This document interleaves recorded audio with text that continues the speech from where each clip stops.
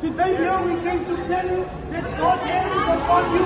It wasn't by mistake that we are here. We could have sit and watched TV. We could have sat at home, do stuff, but we offered our time up to be here.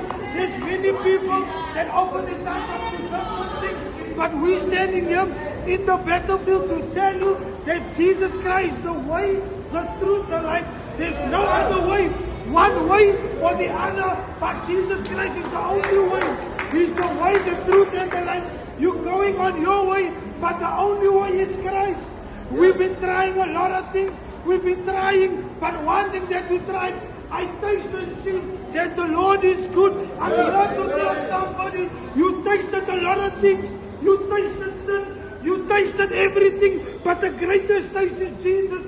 Come to Him. Come to Him. He's the author, the finisher of your salvation. Salvation in His hand. Because we're living in the days when people will become lovers of themselves. Why I'm saying that? Because we're living in a day and age when nobody loves you but Jesus Christ. He surely loves you. He surely loves you. His love covers a multitude of sins. We're going through the month of Easter. He died on the cross.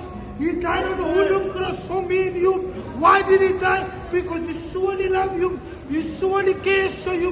Many things is taking place in the world. But I came here to tell somebody, Jesus loves you. He's the way, the truth, and the life.